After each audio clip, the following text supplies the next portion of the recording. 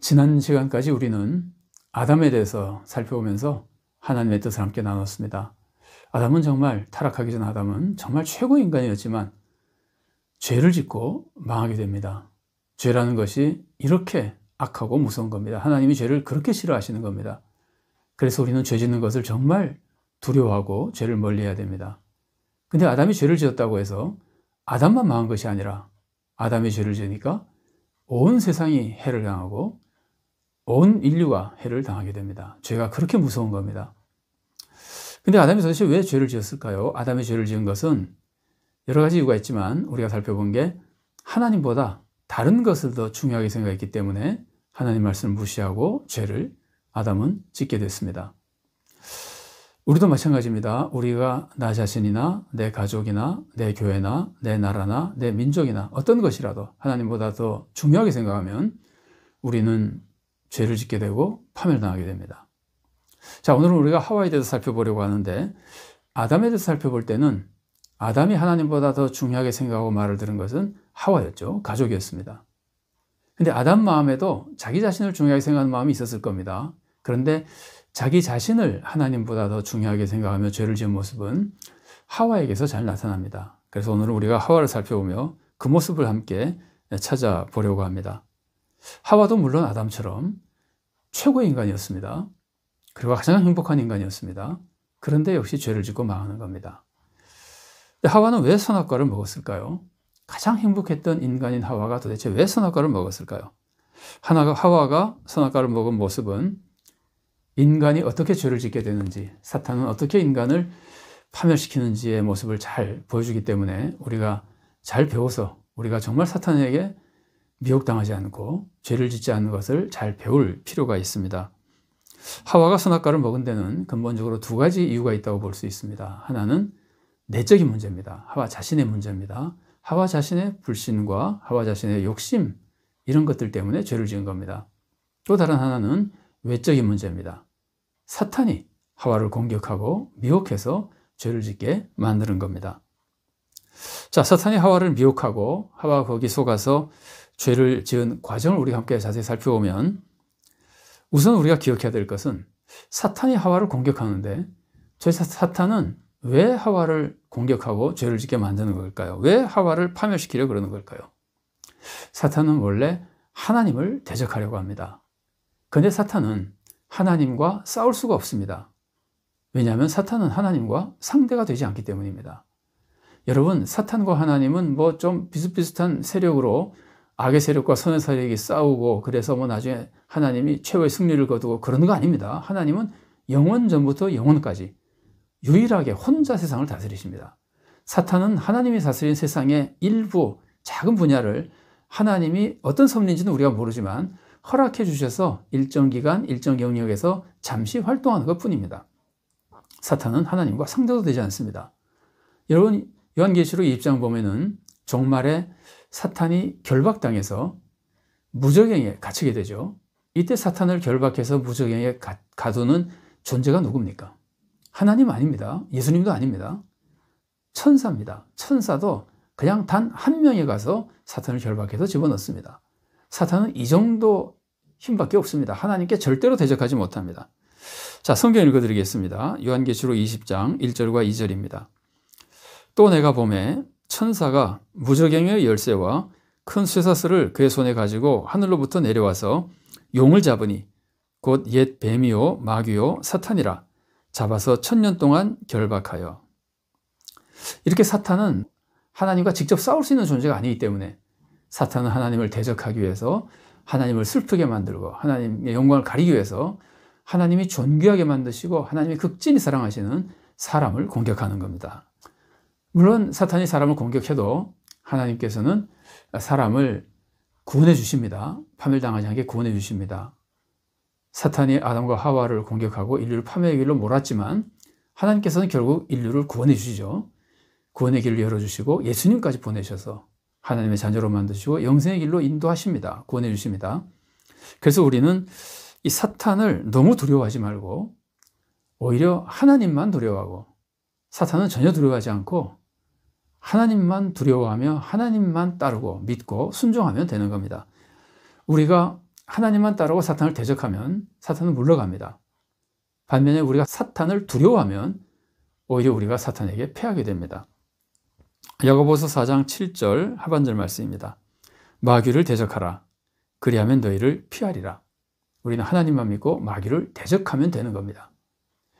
자, 사탄이 이제 하와를 공격하는 모습 보십시오. 사탄이 하와를 죄짓게 만들기 위해서 접근하고 미혹합니다. 이때 사탄은 가장 먼저 하와로 하여금 하나님의 사랑을 의심하게 만듭니다. 창세기 3장 1절 하반절 말씀입니다. 뱀이 여자에게 물어 이르되 하나님이 참으로 너희에게 동산 모든 나무의 실과를 먹지 말라 하시더냐. 하나님이 동산 모든 나무의 실과를 먹지 말라 그러셨습니까? 아니죠. 모든 나무의 실과를 먹으라 그러셨죠.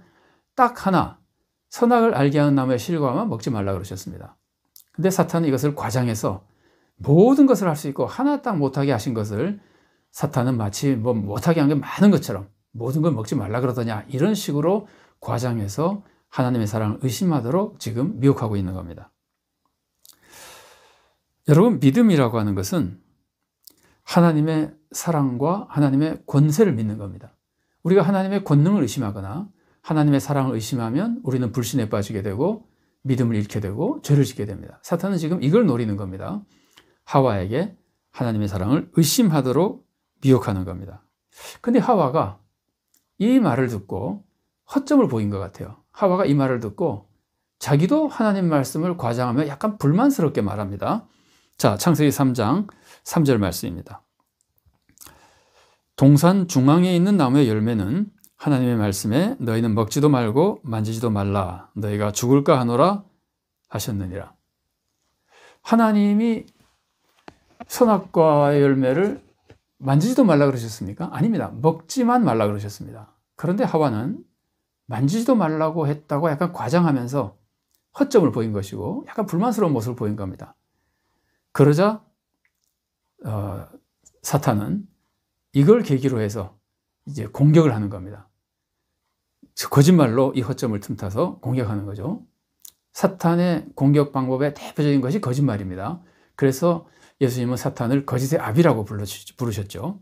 자, 창세기 3장 4절과 5절 말씀입니다. 뱀이 여자에게 이르되 너희가 결코 죽지 아니하리라. 너희가 그것을 먹는 날에는 너 눈이 밝아져 하나님과 같이 되어 선악을 알 줄 하나님이 아심이니라. 사탄이 이제 맹공격을 하는 거죠. 처음엔 살짝 떠보면서 하나님을 의심하게 만들었다가 하나님의 사랑을 의심하게 만들었다가 사탄의 허점을 보이니까 강력한 거짓말로 절대 안 죽는다, 먹으면 더 잘 된다, 이렇게 지금 거짓말하는 겁니다. 하와는 그 사탄의 말을 듣고 하나님에 대한 불신이 더욱 커졌습니다. 처음에는 약간 하나님의 사랑에 대한 불신이 나타나는 것 같다가 이 말을 듣고는 불신이 커집니다. 그래서 하나님의 사랑을 불신해서 하나님이 정말 선악과를 먹지 말라고 한 것은 나에게 해가 될까 봐 먹지 말라 그런 것이 아니라 내가 잘 되는 것을 싫어하셔서 그런 것인가 하는 의심, 하나님의 사랑에 대한 의심이 생기고 하나님의 사랑을 불신하게 되는 겁니다. 그러면서 사탄의 말에 오히려 빠져서 선악과를 먹으면 내가 잘 되는 것은 아닐까, 그래서 선악과를 먹는 것이 자기에게 유익하다고 생각하게 됩니다. 그래서 하나님의 사랑을 이제는 못 믿게 되죠. 이렇게 되면은 불순종하게 되고 죄를 짓게 되는 겁니다.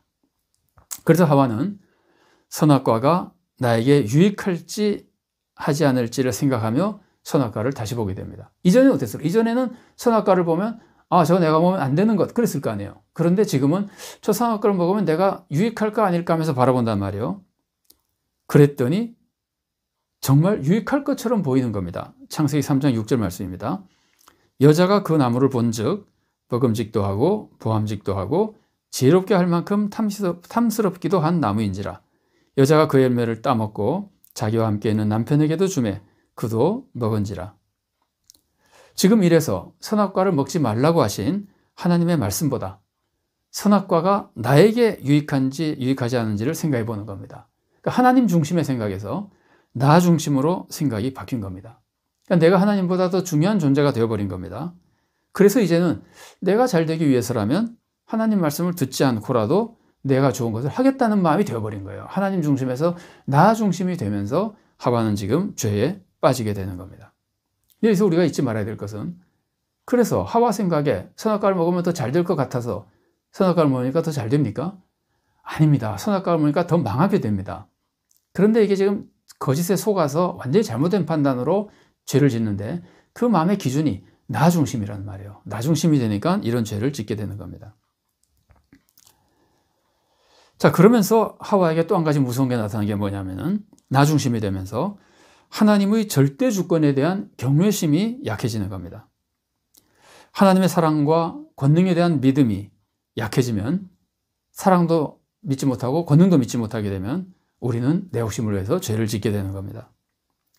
이것이 우리가 죄를 짓는 전형적인 과정입니다. 사탄이 우리를 공격할 때 하나님의 사랑을 의심하게 만들고 권능을 의심하게 만들고, 사탄의 거짓말로 그 의심을, 불신을 더 키워서 우리의 욕심을 자극하며 우리가 하나님 중심을 버리고 나 중심이 되어서 죄를 짓게 만드는 겁니다. 이게 사탄의 공격의 전형적인 패턴입니다.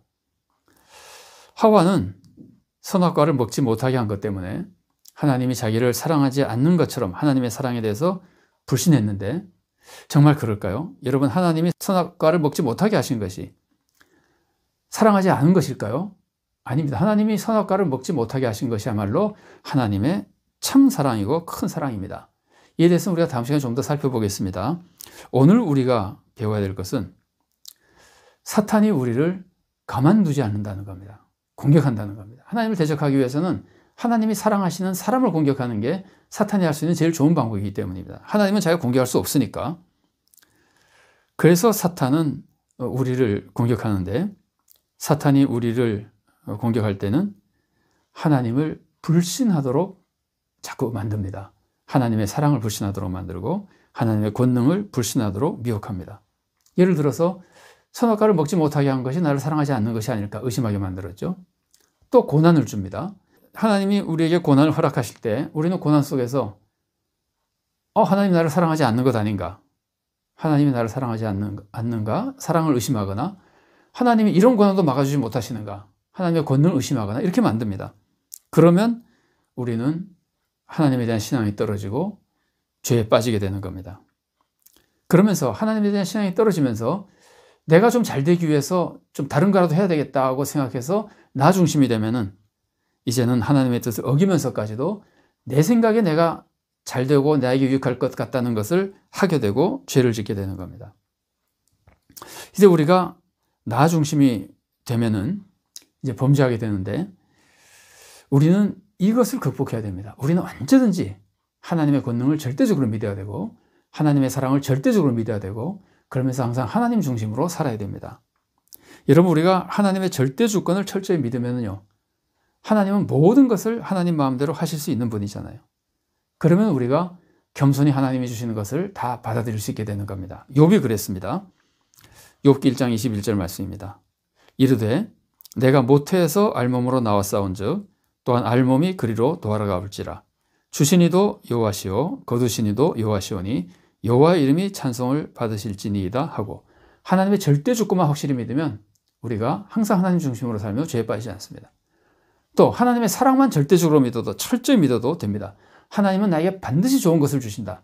하나님이 주신 것은 모든 것이 합력하여 나에게 선을 이룬다. 반드시 좋은 것이라고 믿으면 어떤 상황에서도 하나님이 주신 것에 불만하지 않고 원망하지 않고 감사와 기쁨으로 받아들일 수 있는 겁니다. 이것을 야고보가 가르쳐줍니다.